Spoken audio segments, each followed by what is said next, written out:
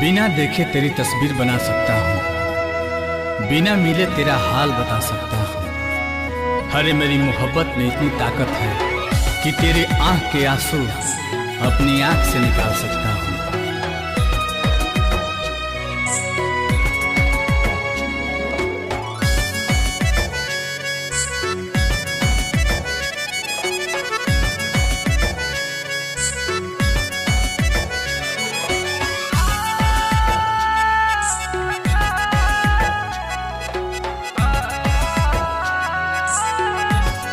बिछड़ के को पल तोहसे जियल नइखे गवारा हो।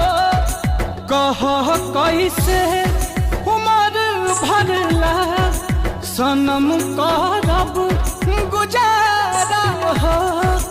रोता दिल बेचारा हो, होई प्यार न दोबारा हो, होई प्यार न दोबारा हो,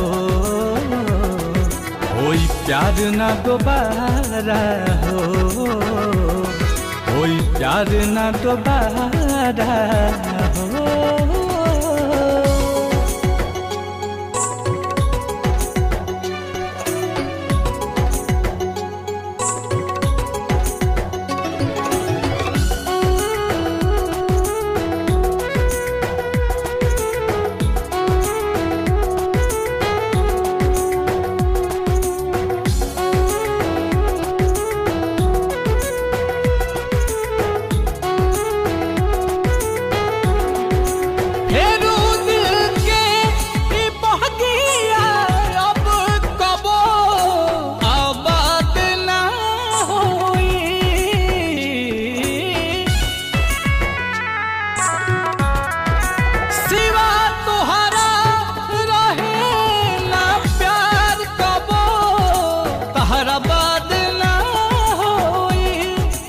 अचानक के सब खत्म भइल, ना बुझ पैली सारा हो।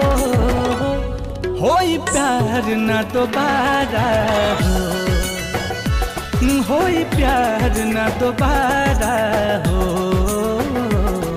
होई प्यार न दोबारा हो, होई प्यार न दोबारा हो।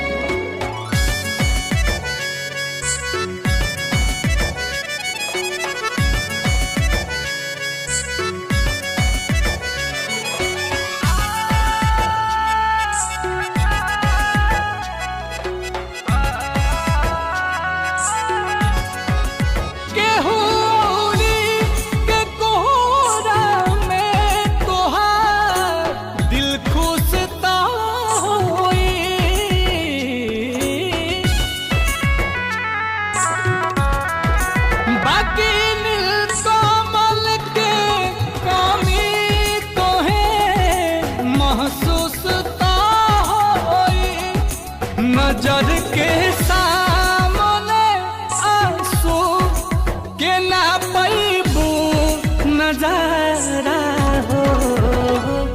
होई प्यार न दोबारा हो, होई प्यार न दोबारा हो, होई प्यार न दोबारा हो, होई प्यार न दोबारा हो।